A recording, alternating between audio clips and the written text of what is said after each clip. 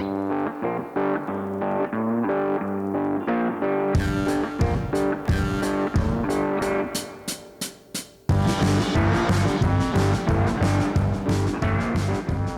welcome to another session of Reasoning Through the Bible. As you can tell, we're going to do something a little bit different today. We're expanding our ministry into a different area. If you're a regular listener, you know that we go verse by verse through the Bible. That is the main thing that we do. We also do some topical studies from time to time, as well as doctrinal studies. But what we've decided to do is expand this into another area to give a little bit more variety of what we do. So these sessions are going to be geared towards you as a believer and also you as an unbeliever, to help let you know that God wants us to reason with him. Through these sessions, we're going to also talk about that the Christian faith is a thinking faith, and that you can use these as you talk with your skeptic and atheist friends. We also hope that it brings about questions for the unbelieving audience as well to God's existence. Glenn's going to take the lead on these sessions as he goes into these thought-provoking ideas. We hope that you enjoy these. So Glenn, why don't you go ahead and take it away? So for today, what I thought I'd do is give a demonstration of the existence of God, kind of a logical demonstration, a proof, if you will. Although proof is probably not the best word, simply because it's not a mathematical proof or things like that. It's a demonstration, logical demonstration. And the one today has been around for centuries and centuries, but I'll give credit where credit's due. The example I'm going to use, I got from a Dr. Richard Howe. I don't know if he came up with the example of the train and the boxcars, but it's a demonstration of the existence of God aimed at people that would be atheist or say that God's not necessary, God's not needed. Therefore, all that exists are physics and chemistry. That's really our audience for who this would be up against. Let's say that you're a Christian and you've got an atheist in the car. You're driving along and you come up to an intersection. And when you arrive at this intersection, there's a train track going across the road in front of you. And when you get there, all you see is this train that's already going past. It's a line of boxcars going boxcar after boxcar after boxcar. So the Christian decides to have a little fun with the atheist, and he points to one of the boxcars that's going by and says, okay, what is pulling that boxcar, the one that's in front of us right now? And the atheist says, well, that's easy. The one that's pulling that boxcar is the boxcar just prior to that one.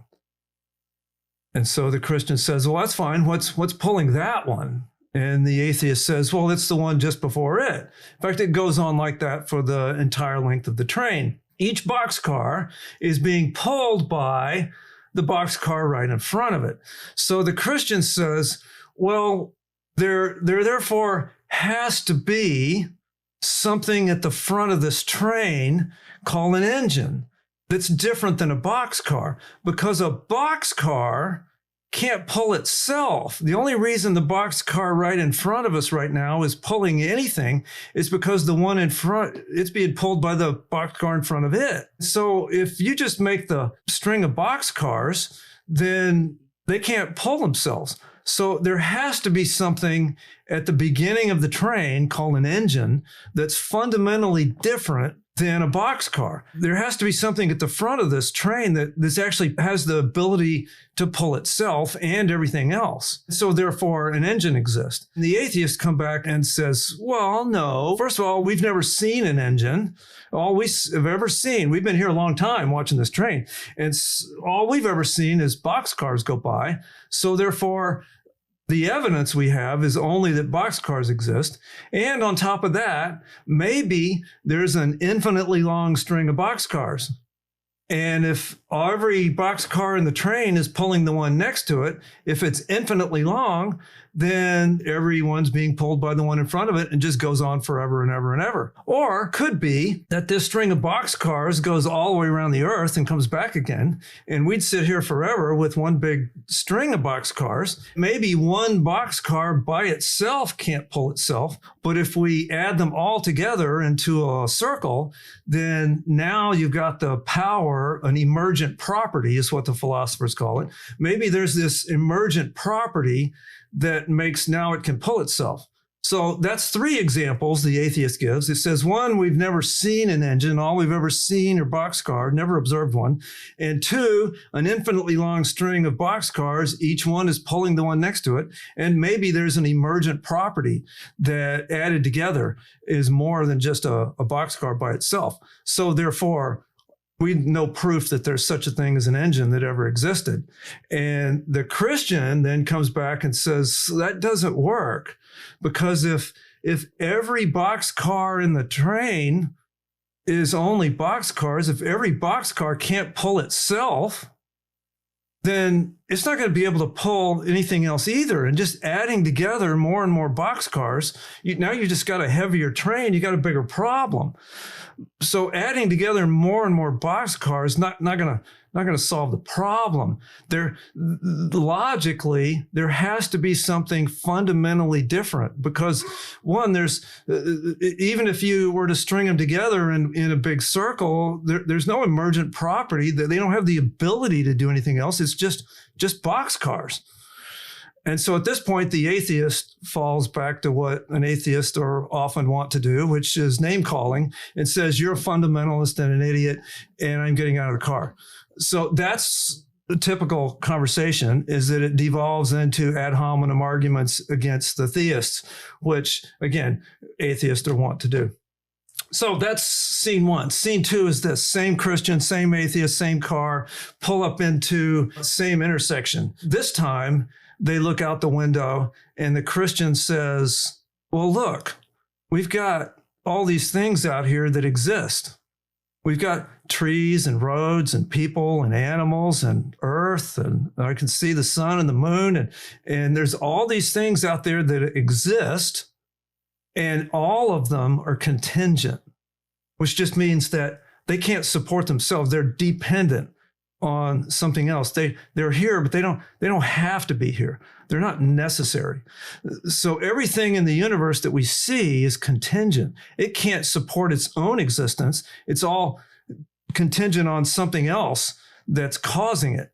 And if everything in the universe is contingent and can't support its own existence, then the entire universe is that way. Therefore, there has to be something outside of the universe that's fundamentally different than a contingent existing thing. It has to be a necessarily existing thing that's able to support the entire universe right now. And the atheist says, well, no, we don't need that. One, because it's the same line of argument as the boxcars. We've never seen there to be anything outside of the universe that's self-existing. It could be that there's an infinitely long string of existence, one thing causing another.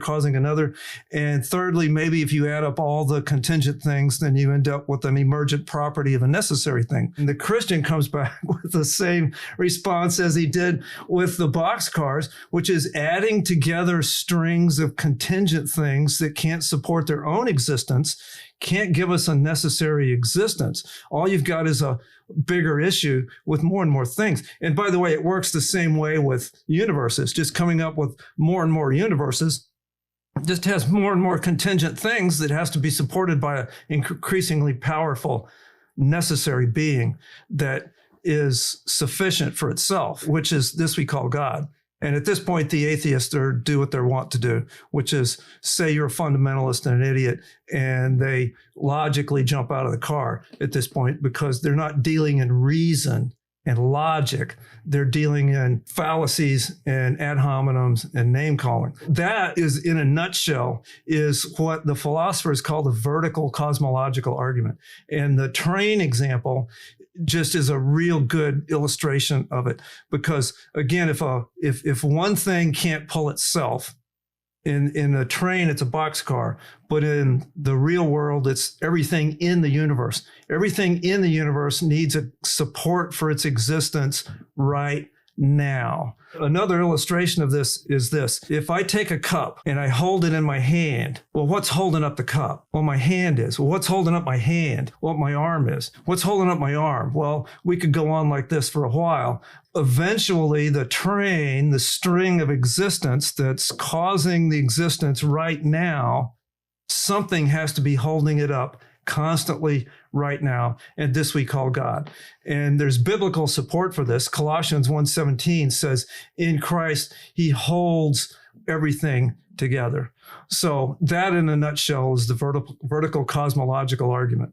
There's a different but similar argument called the argument for sufficient reason.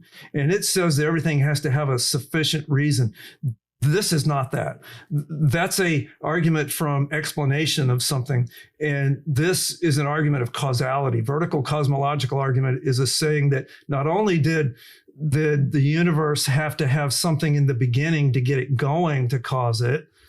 That's the Kalam argument. But the vertical cosmological argument says that the very existence of everything in the universe is contingent. Therefore, the whole universe is contingent. And so therefore, there has to be something outside the universe that's causing it. It's an argument from causality.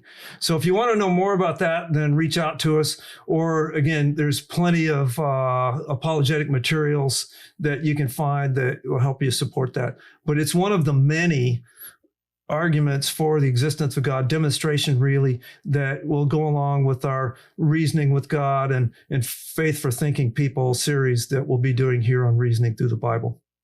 Thank you for joining us today. We hope that you enjoyed this session. Again, we're going to have more of these coming about and work them into our regular rotation. And give us some feedback as to what you think about these. Leave us a comment below, or if you're listening to us, write to info@Reasoning Through the Bible. Let us know if you want to hear some more of these things or what type of things that you might have on your mind. And we're glad that you joined us today and hope that you'll join us in the future.